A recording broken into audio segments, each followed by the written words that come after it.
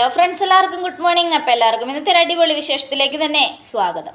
അങ്ങനെ നമ്മുടെ രാധികയാണ് കാണിക്കുന്നത്. ഗോവിന്ദനെ ചതിച്ച കാശും കൊണ്ട് പോകുമ്പോൾ രാധിക അമ്മയ്ക്ക് നല്ല കുറ്റബോധമുണ്ട്. ഈശ്വര, ഞാൻ ഈ ചെയ്യുന്നത് തെറ്റാണോ? അതെങ്ങാനും ഗോവിന്ദ് അറിഞ്ഞാലുള്ള പ്രശ്നം? അതെ, എന്തിനാ രാധികാമ്മേ എന്നെ നിങ്ങൾ ചതിച്ചത്? ഞാൻ ഇത്രയ്ക്ക് നിങ്ങളിൽ നിന്നും പ്രതീക്ഷിച്ചില്ല. സ്വന്തം അമ്മയെപ്പോലെയാ ഞാൻ നിങ്ങളെ സ്നേഹിച്ചത്. എന്നിട്ടും നിങ്ങൾ എന്നോട് ചെയ്ത ഈ ക്രൂരത എനിക്ക് ക്ഷമിക്കാനോ പൊറുക്കാനോ കഴിയില്ല. അപ്പം ഗീതു, ഇവരോട് എന്തിനാ കണ്ണേട്ടാ ഇത്രയ്ക്ക് ഇത്? വേണ്ട, ഈ സെൻറ്റിമെൻ്റ് ഒന്നും ഇനി ഇവിടെ നടക്കില്ല.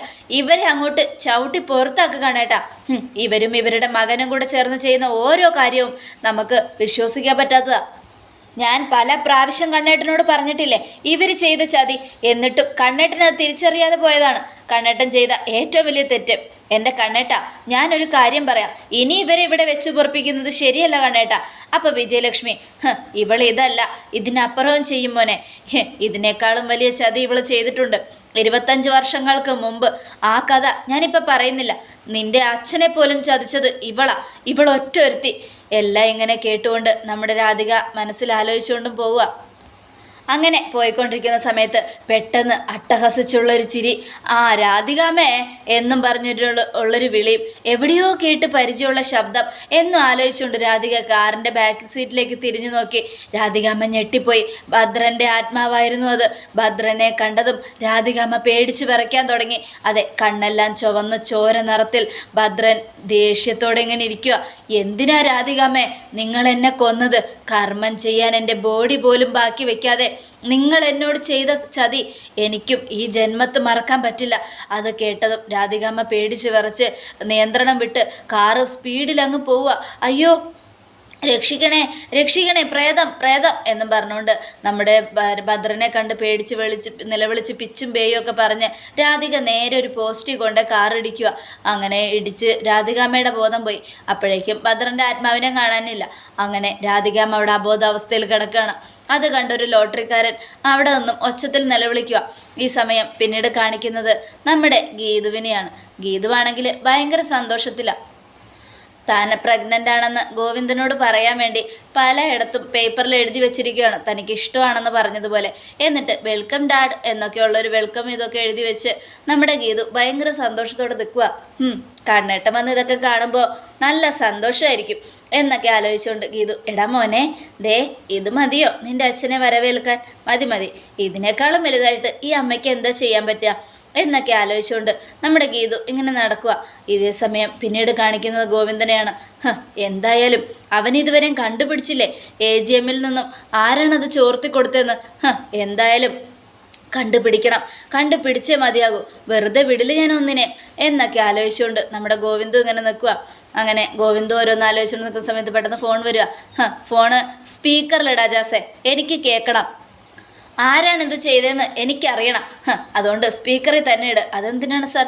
സ്പീക്കറിലിട് എന്നും പറഞ്ഞുകൊണ്ട് അജാസുവിനോട് പറയുക. അത് കേട്ടത് അജാസ് സ്പീക്കറിലിടാൻ പോകുമ്പോഴത്തേക്കും ഫോൺ കട്ടായല്ലോ സാർ, തിരിച്ചു വിളിക്കാം എന്നും പറഞ്ഞുകൊണ്ട് അജാസ് തിരിച്ചു വിളിക്കാൻ ഒരുങ്ങുമ്പോഴത്തേക്കും ഞാൻ പറഞ്ഞു സ്പീക്കറിലിട്ട് വേണം സംസാരിക്കാൻ. അതെന്താ സാർ, സാറിന് എന്നെ വിശ്വാസമില്ലേ? അതെ, ഇല്ല. സ്നേഹിക്കുന്നവർക്ക് വേണ്ടി എന്തും ചെയ്യുമെന്ന് അജാസ് തന്നെയല്ലേ എന്നോട് പറഞ്ഞേ. അപ്പം പിന്നെ ഞാനെങ്ങനെയാണോ തന്നെ വിശ്വസിക്കുന്നത്? അതുകൊണ്ട് ഞാൻ പറയുന്ന പോലെ അങ്ങ് ചെയ്താൽ മതി. അപ്പം അജാസ് ഫോൺ സ്പീക്കറിലിട്ടു. അതെ, ഞാൻ ഫോൺ എടുക്കാൻ വന്നപ്പോഴത്തേക്ക് ഫോൺ കട്ടായിപ്പോയി. പറഞ്ഞോ, ആരാണ് ചെയ്തത്? അതിന് വല്ല ക്ലൂവും കിട്ടിയോ? ഞെട്ടിക്കുന്നൊരു തെളിവ് തന്നെ കിട്ടിയിട്ടുണ്ട് സാർ. അത് ചെയ്തത് AGM-ൻ്റെ വൈസ് ചെയർമാനും സാറിൻ്റെ വൈഫുമായ ഗീതാഞ്ജലിയാണ്.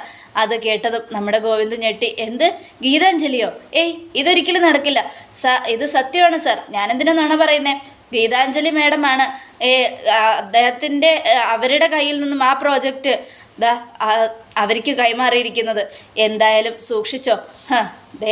എന്തൊക്കെയായാലും സ്വന്തം ആൾ തന്നെ സാറിനെ ചതിച്ചിരിക്കുക. ഇനി എന്തായാലും ചേതൻ ഗ്രൂപ്പുകാർക്ക് കോളടിച്ചു എന്നും അയാൾ പറയുക. അത് കേട്ടതും നമ്മുടെ ഗോവിന്ദാകെ ഞെട്ടി നിൽക്കുക. ഈശ്വര, ഗീതുവോ? ഞാൻ ഏറ്റവും കൂടുതൽ സ്നേഹിച്ച എൻ്റെ ഗീതു, അവൾ തന്നെയാണോ ഇത് ചെയ്തത് എന്നൊക്കെ ആലോചിച്ചുകൊണ്ട് ഇങ്ങനെ നിൽക്കുക. അപ്പോൾ അജാസ് ഫോൺ കട്ട് ചെയ്തിട്ട്, നോ സാർ, ഗീതു ഒരിക്കലും അങ്ങനെ ചെയ്യില്ല. സാറിനെ ചതിക്കുന്ന ഒരു പ്രവൃത്തിയും ഗീതുവിന് ചെയ്യാൻ കഴിയില്ല. സാറിനെ ഒരുപാട് സ്നേഹിക്കുന്ന ആളാണ് ഗീതു. അങ്ങനെയുള്ളപ്പോൾ സ്വന്തം കുടുംബത്തെ ചതിക്കാൻ ഗീതു കൂട്ടു നിൽക്കുമോ? സാറിത് വിശ്വസിക്കരുത്. ഗീതുവിനെ കുറിച്ച് പറഞ്ഞത് ഇത് പച്ചക്കള്ളം.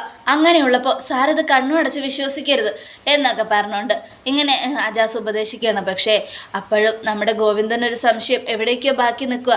അതെ, ഗീതു അങ്ങനെ ചെയ്യോ? ഗീതു ഒരിക്കലും അങ്ങനെ ചെയ്യില്ല. അങ്ങനെ ചെയ്യാൻ സാധ്യതയില്ല. ഗീതുവിന് അങ്ങനെ ചെയ്യാൻ കഴിയുമോ എന്നൊക്കെ ആലോചിച്ചുകൊണ്ടാണ് നമ്മുടെ ഗോവിന്ദ് ഇങ്ങനെ നിൽക്കുന്നത്. ഈ സമയം പിന്നീട് കാണിക്കുന്നത് നമ്മുടെ വരുണിനെയാണ്. വരുണാണെങ്കിൽ ഓടി വരിക ഹോസ്പിറ്റലിലേക്ക്. ഓടി വരുന്നത് കണ്ടതും നമ്മുടെ സിസ്റ്റർമാരൊക്കെ ഇങ്ങനെ നോക്കി നിൽക്കുക അന്തം വിട്ട്. അപ്പോൾ ഓടി വന്ന് വരുൺ രാധികയെ കണ്ട് ഞെട്ടിപ്പോയി. ഈശ്വര, എന്തൊരു കഷ്ടമാണ്, അമ്മയുടെ കിടപ്പ് നോക്കിയെന്നും പറഞ്ഞുകൊണ്ട് നമ്മുടെ വരുൺ ഓടിച്ചെന്ന് രാധികയെ വിളിക്കുക. അമ്മേ എന്നും പറഞ്ഞ് വരുണിനെ കണ്ട് രാധിക അമ്മ എൻ്റെ അമ്മച്ചിയേ എന്നും പറഞ്ഞൊരു ഒറ്റ ഒച്ച. അത് കണ്ട് വരുണും ഒച്ചയിട്ടു. അപ്പോൾ ഡോക്ടർ, നിങ്ങൾ കുടുംബത്തോടെ മാനസിക പ്രശ്നമുള്ള ആൾക്കാരാണോ എന്ന് ചോദിക്കുകയാണ്. ഇല്ല ഡോക്ടറെ, അമ്മ എന്നെ കണ്ട് പേടിച്ചപ്പോൾ ഞാൻ പേടിച്ചു പോയതാ.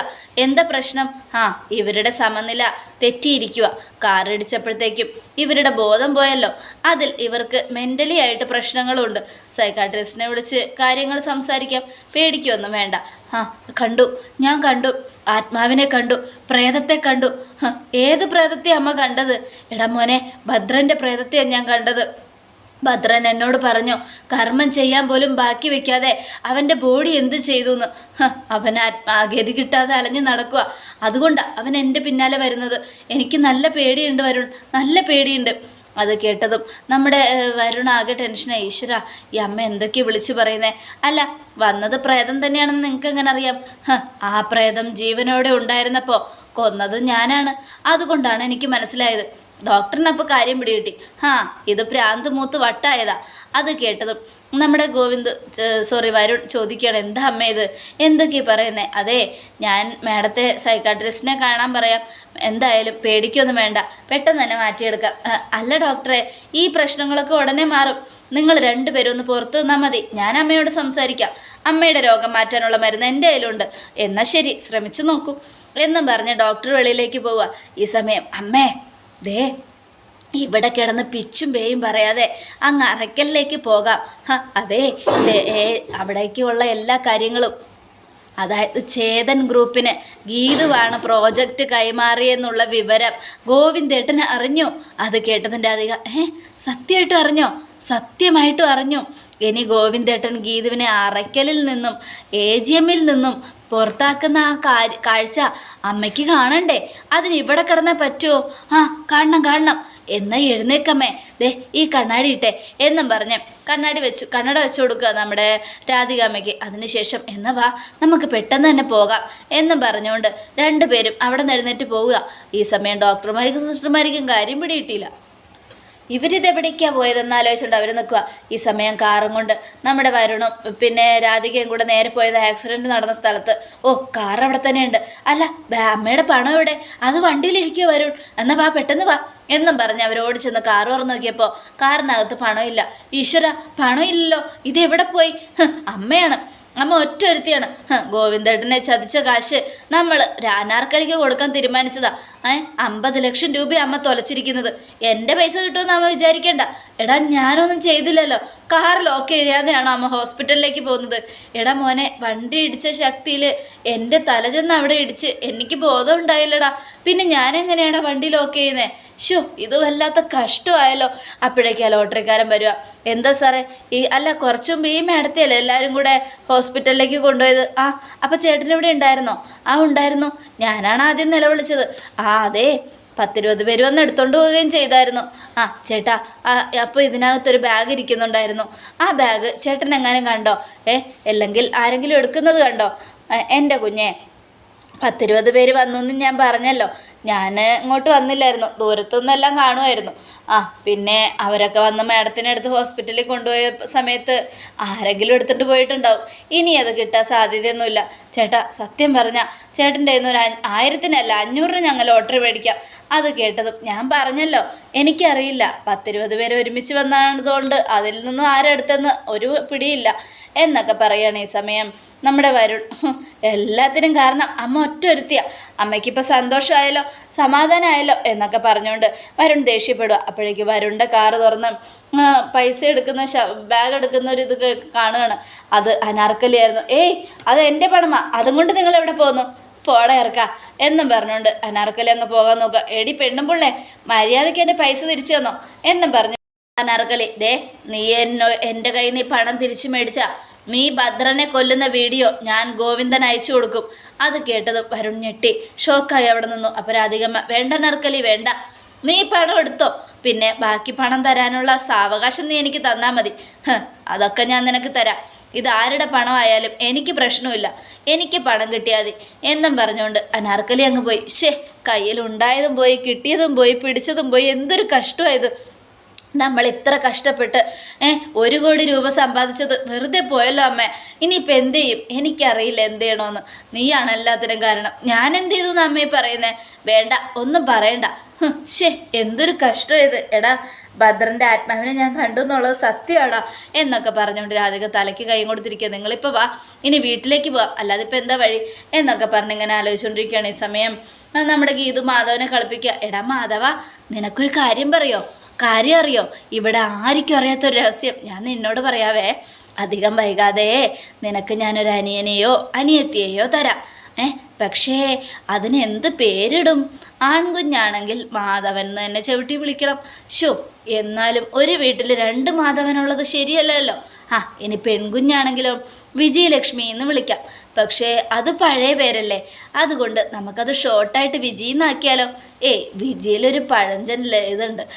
എന്നാൽ പിന്നെ ലക്ഷ്മി എന്നാക്കാം. അങ്ങനെയാവുമ്പോൾ ലച്ചു എന്ന് വിളിക്കുകയും ചെയ്യാം, അത് നല്ലതാ എന്നൊക്കെ പറഞ്ഞുകൊണ്ട് നമ്മുടെ ഗീതു ഇങ്ങനെ മാധവനോട് സംസാരിച്ചുകൊണ്ടിരിക്കുക. നിൻ്റെ അമ്മാവൻ എന്താണ് ഫോൺ എടുക്കാത്തത് എന്നും പറഞ്ഞ് ഗീതു ഫോൺ വിളിക്കുമ്പോൾ ഗോവിന്ദ എടുക്കുന്നേ ഇല്ല. ഗോവിന്ദനെ ഫോൺ വിളിച്ചിട്ട് കിട്ടുന്നുമില്ല. ഈ സമയം ഗീതുവിനാകെ സങ്കടമായി. എന്നാൽ ഈ കണ്ണേട്ടന് എപ്പോഴാണ് വരുന്നതെന്നൊരു പിടിയും കിട്ടുന്നില്ലല്ലോ എന്നൊക്കെ ആലോചിച്ചുകൊണ്ട് ഗീതു ഇങ്ങനെ ഇരിക്കുക സർപ്രൈസ് പറയാനായിട്ട്. അതേ, ഈ അമ്മയ്ക്ക്, ഗീതു അമ്മയ്ക്ക് എൻ്റെ മോനാണ് മൂത്ത മോൻ കേട്ടോ എന്നൊക്കെ പറഞ്ഞ് കുഞ്ഞിനെ കൊണ്ട് പ്രിയയുടെ റൂമിലേക്ക് ചെല്ലുക. അവിടെ ചെന്നതിന് ശേഷം കുഞ്ഞിനെ തൊട്ടിക്കടുത്ത്, ഉറങ്ങിയോ ചേച്ചി? ഉറങ്ങി മോളെ. അവൻ എന്നോട് സംസാരിച്ച് കിടന്നുറങ്ങി. അത് കേട്ടതും ചേച്ചിയുടെ അടുത്ത് മാത്രം ഇവൻ വഴക്കൊന്നും ഇല്ലാതിരിക്കുന്നേ എന്നും പറഞ്ഞ് പ്രിയ, ചേച്ചി നമുക്ക് താഴെ ഹോളിൽ ചെന്നിരുന്നാലോ? രേഖേച്ചിയുമായിട്ട് സംസാരിച്ചിരിക്കാമോ? ഇരിക്കാം, വാ ചേച്ചി, ഇവിടെ ഇരുന്നിട്ട് ബോറടിക്കുക. അതിനെന്താ വാ എന്നും പറഞ്ഞുകൊണ്ട് പ്രിയയും താങ്ങി പിടിച്ച് ഗീതു താഴേക്ക് ചെല്ലുക. ഈ സമയം രേഖയാണെങ്കിൽ അവിടെ ഇരിക്കുന്നുണ്ട്. രേഖ, കാഞ്ചന എല്ലാവരും. അല്ല ഗീതു പാപ്പ ഓഫീസിൽ പോയില്ലേ? ഇല്ല പോയില്ല കാഞ്ചനാക്ക. കണ്ണേട്ടൻ പറഞ്ഞ് ഇങ്ങോട്ട് വരാമെന്ന്, അതുകൊണ്ട് പോയില്ല. അതെന്താ പോകാത്തത്? ഗീതുപ്പാപ്പ ഓഫീസിൽ പോകേണ്ടതല്ലായിരുന്നോ? ഗോവിന്ദ മാമാവ് എതുക്ക് തനിയെ വിട്ടത്? അത് കേട്ടതും കണ്ണേട്ടൻ എന്നോട് പറഞ്ഞത് ഇവിടെ ഇരിക്കെ ഇങ്ങോട്ട് വന്ന് എന്തൊക്കെയോ സംസാരിക്കാനുണ്ടെന്ന്, അതുകൊണ്ടാണ് ഞാൻ ഇവിടെ ഇരുന്നത്. ഇപ്പോൾ വിളിച്ചപ്പോൾ ഫോണും കിട്ടുന്നില്ല. അത് കേട്ടതും ചില പുരുഷന്മാർ ഇപ്പിടിതാ, പൊണ്ടാട്ടിയെ കമ്പനിയിൽ നിന്നും ഓടിച്ചു വിട്ടിട്ട് അവിടെ ഫ്രീ ആയിട്ട് സന്തോഷത്തോടെ ഇരിക്കും. അത് കേട്ടതും ഗീതുവിന് ദേഷ്യം വന്ന ഗീതു കാഞ്ചനയെ തുറച്ചു നോക്കുക. അപ്പോഴേക്കും ഗോവിന്ദ വന്നു. ദേ ഗോവിന്ദേട്ടൻ വന്നല്ലോ എന്നും പ്രിയ. അത് കേട്ടപ്പോൾ ഗീതുവിന് ഭയങ്കര സന്തോഷമായി. വാ കണ്ണേട്ടാ, വന്നിരിക്കുക കണ്ണേട്ടാ, അല്ലെ ഡ്രസ്സ് മാറിയിട്ട് വാ കണ്ണേട്ടാ, ഒരു കാര്യം പറയാനുണ്ട് എന്നൊക്കെ പറയണം. അപ്പോഴേക്കും ഗോവിന്ദ് അവിടെ ഇരുന്നു. എനിക്കൊരു ചായ വേണം. കണ്ണേട്ടിന് ഞാൻ ചായ ഇട്ട് തരാം, പക്ഷേ ഇത് ഊണ് കഴിക്കുന്ന സമയമല്ലേ, ഈ സമയത്ത് ചായ കുടിച്ചാൽ വയറ് നിറയില്ലേ, പിന്നെ ഊണ് കഴിക്കാൻ തോന്നില്ല കണ്ണേട്ടാ, അതുകൊണ്ട് ഊണ് കഴിക്ക്, എനിക്കൊരു ചായ വേണം. കാഞ്ചനെ ഒരു ചായ ഇട്ടതാ എന്നും പറയുക. ശരി മാമ, ഇപ്പം കൊണ്ടുവരാം എന്നും പറഞ്ഞ് കാഞ്ചന അടുക്കളയിലേക്ക് പോവുക. ഈ സമയം ഗോവിന്ദ അവിടെ ദേഷ്യപ്പെട്ടിരിക്കുക. കണ്ണേട്ടൻ്റെ മുഖത്തെന്തോ ഒരു ദേഷ്യം. എന്ത് പറ്റി കണ്ണേട്ടാ? അത് കേട്ടതും നമ്മുടെ ഗോവിന്ദ്, രാധികാമ്മയും വരണു അവിടെ. എനിക്ക് അവരെ കാണണം. നിങ്ങൾ രാവിലെ 2 പേരും ഇവിടെ നിന്ന് ഇറങ്ങിയ സമയത്ത് പോയതാ, ഇതുവരെ തിരിച്ചു വന്നിട്ടില്ല എന്നും രേഖ. ഈ സമയം എനിക്ക് എല്ലാവരുടെ മുൻപിൽ വെച്ച് ചില കാര്യങ്ങൾ സംസാരിക്കാനുണ്ട്. എന്തു പറ്റി? AGM-ൻ്റെ ആ പ്രോജക്റ്റ് വല്ലതും ചോർന്നു പോയോ കണ്ണേട്ട എന്ന് ചോദിക്കുക. ചോർന്നു. നമ്മളെടുത്ത ആ പ്രോജക്റ്റ് ചോർത്തി. അതാരാ ചോർത്തിയെന്ന് എനിക്കറിയണം. അതാര് ചെയ്താലും അവരെ ഈ വീട്ടിൽ വെച്ച് പൊറിപ്പിക്കരുത് കണ്ണേട്ട. അപ്പോൾ ഗോവിന്ദന് സംശയം മാറി. ഗീതു അല്ല അത് ചെയ്തത്. ഗീതു ആണെങ്കിൽ ഉറപ്പായിട്ടും ഗീതു അങ്ങനെ പറയില്ലല്ലോ. ഈ സമയം ഗോവിന്ദൻ ഇങ്ങനെ ആലോചിച്ചിരിക്കുക. പിന്നെ ആരാണത് ചെയ്തതെന്ന് എനിക്കറിയണം, അറിഞ്ഞേ പറ്റൂ എന്ന് പറയുമ്പോഴേക്കും ഞങ്ങൾ പറയാം എന്നും പറഞ്ഞുകൊണ്ട് രാധിക പുറത്തു വരികയാണ്. അതോടുകൂടെ എപ്പിസോഡ് അവസാനിക്കുകയാണ്. നാളത്തെ ഒരു തകർപ്പൻ വിശേഷത്തിനായിട്ട് കാത്തിരിക്കാതെ പ്രേക്ഷകരെ. AGM-ൽ നിന്നും പ്രോജക്റ്റ് ചോർത്തി ആ കമ്പനിക്ക് കൊടുത്ത അവരോട് ക്ഷമിക്കാനും പൊറുക്കാനും ഗോവിന്ദന് കഴിയോ? ചേതൻ ഗ്രൂപ്പ് ഓഫ് കമ്പനി ഗോവിന്ദനെ ചതിക്കാൻ നടക്കുന്ന വലിയൊരു കമ്പനിയാണെന്ന് അറിഞ്ഞിട്ടും രാധികാമ്മ അവരോടൊപ്പം ചേർന്ന് കളിക്കുന്ന ഈ കളിയിൽ ആര് വീഴും എന്ന് തീർച്ചയായിട്ടും കാത്തിരുന്ന് തന്നെ കാണാം. ഇനി വരാൻ പോകുന്ന അത്യുഗ്രൻ വിശേഷങ്ങൾക്കായിട്ട് എല്ലാവർക്കും ഒരിക്കൽ കൂടെ നല്ലൊരു ശുഭദിനം തന്നെ ആയിക്കോട്ടെ. Thank you friends.